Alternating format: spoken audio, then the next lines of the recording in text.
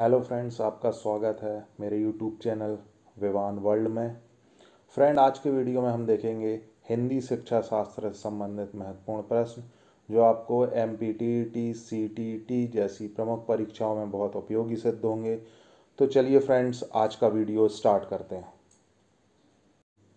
तो फ्रेंड्स, आज का पहला प्रश्न है, आप सस्वर पठन में अनिवार्यतः किस साहित्यिक विधा का समर्थन करेंगे?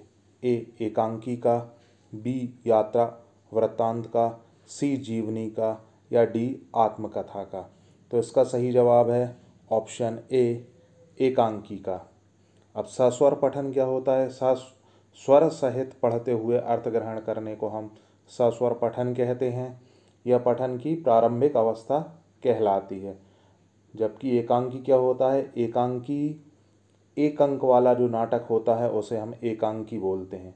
जीवनी, आत्मकथा, यात्रा वृत्तांत ये अलग चीज़ें होती हैं, ये लिखी हुई चीज़ें होती हैं, जबकि एकांकी नाटक का ही एक रूप होता है। तो इसका सही जवाब होगा ऑप्शन ए एकांकी। अगला प्रश्न है, व्याकरण की शिक्षा स्वतंत्र रूप से न देकर साहित्य के प्रतिष्ठित विद्वानों की रचनाएं पढ़ाई जाएं, यह किस विधि के अंतर्गत आता है? ऑप्शन ए व्याकरण शिक्षण प्रक्रिया, ऑप्शन बी खेल विधि, ऑप्शन सी प्रयोग विधि, ऑप्शन डी समवाय विधि। तो इसका सही जवाब है ऑप्शन डी समवाय विधि। क्योंकि व्याकरण की शिक्षा स्वतंत्र रूप से न देकर साहित्य के प्रतिष्ठित विद्वानों की रचनाएं पढ़ाई जाएं, यह समवाय विधि के अंतर्गत आता है। इस विधि के प्रतिपादकों का मत है कि व्याकरण की शिक्षा स्वतंत्र रूप से न देकर साहित्य के प्रतिष्ठित विद्वानों की रचनाएं पढ़ाई जाएं। अगला प्रश्न है, मैंने चाट खाई और फिर मैंने हंसी, शर्मिला का यह भाषा प्रयोग मुख्यतः किस ओर संकेत करता है? ऑप्शन ए व्याकरणिक नियमों की जानकारी न होना, ऑप्शन बी नियमों का अति सामान्यीकरण, ऑप्शन सी भाषा प्रयोग में असावधानी या ऑप्शन डी भाषा की समझ न होना। तो इसका सही जवाब है नियमों का अति सामान्यीकरण। अगला प्रश्न है, स्वाभाविक अभिव्यक्ति, कल्पनाशीलता, कौशल और सोच को विकसित करना। ऑप्शन ए भाषा शिक्षण का एकमात्र उद्देश्य है, ऑप्शन बी भाषा शिक्षण का उद्देश्य नहीं है, ऑप्शन सी भाषा शिक्षण का एक महत्वपूर्ण उद्देश्य है या ऑप्शन डी भाषा शिक्षण में किसी प्रकार की दिशा नहीं होती। तो इसका सही जवाब होगा ऑप्शन सी भाषा शिक्षण का एक महत्वपूर्ण उद्देश्य है। भाषा शिक्षण का के उद्देश्यों में आते हैं स्वाभाविक अभिव्यक्ति भी आता है, कल्पनाशीलता भी आता है, कौशल, सोच और भी बहुत सारे उद्देश्य इसमें शामिल होते हैं, जिनमें से इसलिए ये एक महत्वपूर्ण उद्देश्य है, ना कि एकमात्र उद्देश्य है। अगला प्रश्न, भाषा कक्षा में विभिन्न दृश्य श्रव्य साधनों के उपयोग का उद्देश्य नहीं है। ऑप्शन ए आधुनिक तकनीक को कक्षा में लाना, ऑप्शन बी सभी प्रकार के बच्चों की आवश्यकताओं का ध्यान रखना, ऑप्शन सी सीखने सिखाने की प्रतिक्रिया को रुचिकर बनाना या ऑप्शन डी विद्यालय प्रमुख के निर्देशों का पालन करना। दृश्य श्रव्य साधनों का उपयोग का उद्देश्य नहीं है आधुनिक शिक्षा तकनीक में लाना, ये होगा सभी प्रकार के बच्चों की आवश्यकता उसी दृश्य श्रव्य से विभिन्न प्रकार से जो कमज़ोर बच्चे रहते हैं उनको भी हम पढ़ा सकते हैं, आसानी से उनको सिखा सकते हैं। सीखने सिखाने की प्रतिक्रिया को रुचिकर बनाना, तो दृश्य श्रव्य साधनों से ये प्रक्रिया जो होती है, अधिगम की प्रक्रिया होती है, वो रुचिकर हो जाती है। ऑप्शन डी विद्यालय प्रमुख के निर्देशों का पालन करना, तो इसका सही जवाब होगा ऑप्शन डी विद्यालय प्रमुख के निर्देशों का पालन करना। क्योंकि ये सारी चीज़ें ऊपर के ए बी सी तीन ऑप्शन तीनों के तीनों दृश्य श्रव्य साधनों के उपयोग से रिलेटेड हैं, उद्देश्यों से रिलेटेड हैं, जबकि ऑप्शन डी उससे रिलेटेड नहीं है। अगला प्रश्न है, भाषा शिक्षा में कौन सा बिंदु सबसे कम महत्वपूर्ण है? ऑप्शन ए भाषिक परिवेश, ऑप्शन बी पाठ्य सामग्री, ऑप्शन सी परीक्षाएं या ऑप्शन डी भाषीय अभ्यास। तो इसका सही जवाब होगा ऑप्शन सी, परीक्षाएं। अगला प्रश्न है, सतत और व्यापक मूल्यांकन की शुरुआत ने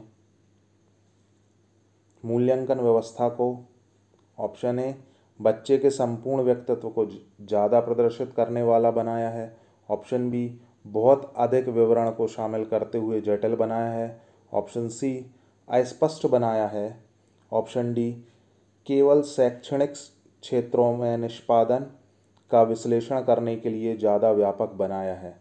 तो इसका सही जवाब होगा ऑप्शन ए, बच्चे के संपूर्ण व्यक्तित्व को ज़्यादा प्रदर्शित करने वाला बनाया है सतत और व्यापक मूल्यांकन ने।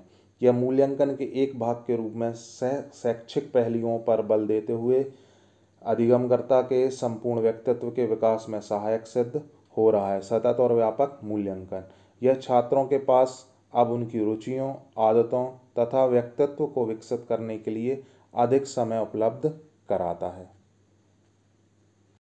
अगला प्रश्न है, प्रगति पत्रक या रिपोर्ट कार्ड तैयार करने से शिक्षक को अपने प्रत्येक विद्यार्थी के बारे में यह सोचने का मौका मिलता है कि वह, ऑप्शन ए, उसने कौन सी गलतियां की हैं एवं उसके अभिभावकों को इस संबंध में कैसे शिकायत की जाए, ऑप्शन बी, उसने अपने साथियों से कितना कम सीखा है और क्यों, ऑप्शन सी, उसने सत्र के दौरान क्या सीखा और किस क्षेत्र में उसको ज़्यादा मेहनत करने की ज़रूरत है, ऑप्शन डी, उसने सत्र के दौरान जो सीखा वह अन्य छात्रों से कितना कम निकला। तो इसका सही जवाब होगा ऑप्शन सी, उसने सत्र के दौरान क्या सीखा और किस क्षेत्र में उसको ज़्यादा मेहनत करने की ज़रूरत है। जब शिक्षक प्रगति पत्रक या रिपोर्ट कार्ड तैयार करेगा जो उस विषय को उसे पढ़ाता है या उसका क्लास टीचर है, तो वह अच्छे से मूल्यांकन कर सकता है कि छात्र को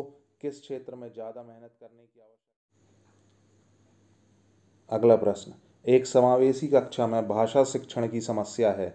ऑप्शन ए, उपयुक्त भाषा परिवेश का निर्माण ना हो पाना, ऑप्शन बी, उपयुक्त पाठ्य सामग्री का अभाव, ऑप्शन सी, विद्यार्थियों की योग्यताओं में भिन्नता होना, या ऑप्शन डी, विद्यार्थियों में असमान रुचि का होना। तो इसका सही जवाब होगा ऑप्शन ए, उपयुक्त भाषा परिवेश का निर्माण न हो पाना समावेशी कक्षा में भाषा शिक्षण की समस्या को जन्म देता है। अगला प्रश्न, कलिका हिंदी भाषा में बोलते समय कई बार अटकती है, तो आप क्या करेंगे।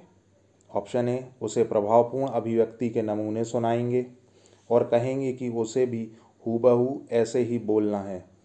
ऑप्शन बी, कक्षा के बाकी बच्चों से कहेंगे कि कलिका के समझ प्रभावपूर्ण अभिव्यक्ति के नमूने प्रस्तुत करें। ऑप्शन सी, कक्षा में केवल कलिका को ही बार बार बोलने के लिए कहेंगे, या ऑप्शन सी, धैर्य रखते हुए उसे सहज अभिव्यक्ति के लिए प्रोत्साहित करेंगे। तो इसका सही जवाब है ऑप्शन डी, धैर्य रखते हुए उसे सहज अभिव्यक्ति के लिए प्रोत्साहित करेंगे। अगला प्रश्न, हिंदी भाषा शिक्षण में उपचारात्मक शिक्षण की विधि निम्न में से कौन सी नहीं है। ऑप्शन ए, अतिरिक्त कक्षाएं, ऑप्शन बी, व्यायाम, ऑप्शन सी, गोष्ठियाँ, ऑप्शन डी, अभ्यास। तो इसका सही जवाब है ऑप्शन बी, व्यायाम।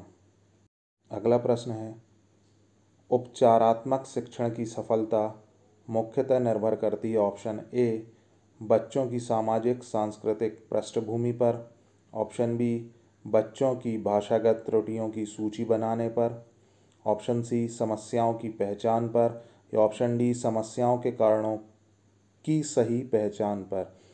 तो इसका सही जवाब है ऑप्शन डी, समस्याओं के कारणों की सही पहचान करना ही उपचारात्मक शिक्षण की सफलता माना गया है।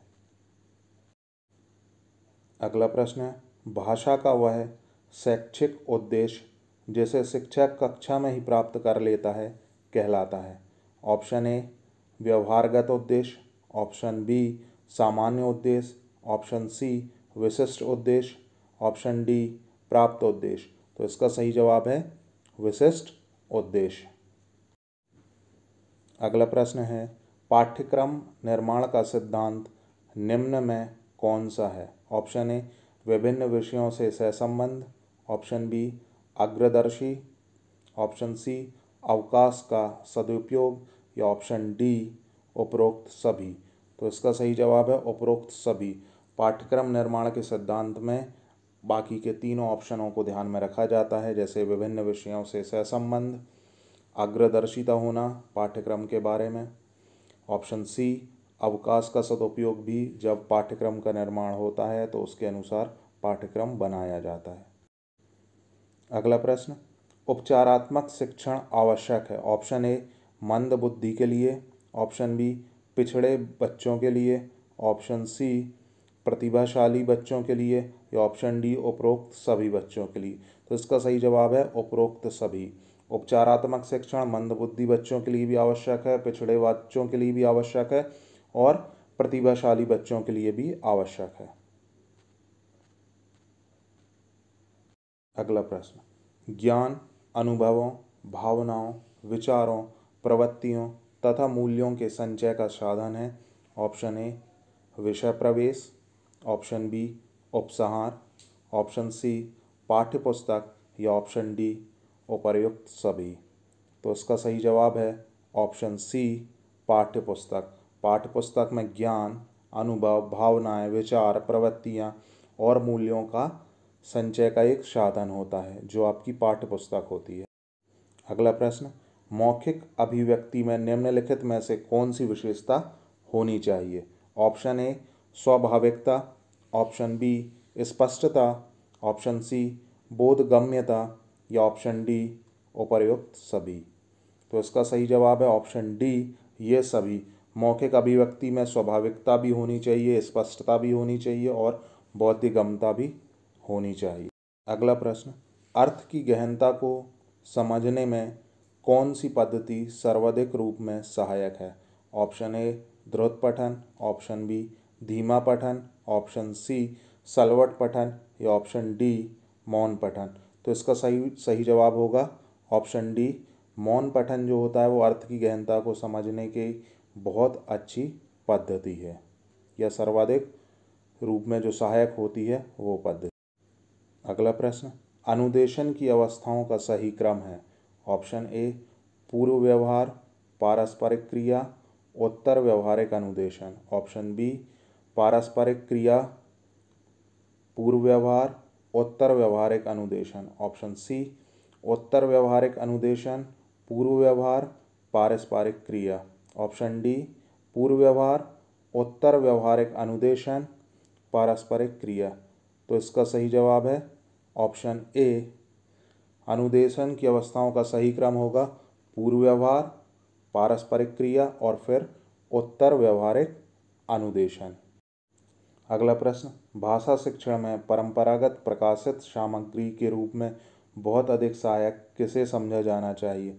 तो इसका सही जवाब है ऑप्शन ए पाठ्यपुस्तक को भाषा शिक्षण में परंपरागत प्रकाशित सामग्री के रूप में बहुत अधिक सहायक समझा जाना चाहिए। तो आज का वीडियो यहीं पर समाप्त होता है। अगर आपको वीडियो पसंद आया हो तो वीडियो को लाइक करें, शेयर करें और कमेंट करें। और अभी तक आपने चैनल को सब्सक्राइब नहीं किया है तो चैनल को सब्सक्राइब करें ताकि आप और भी वीडियो, हमारे जो बाकी वीडियो हैं वो भी देख सकें। तो आज का वीडियो यहीं पर समाप्त करते हैं। Thank you for watching this video.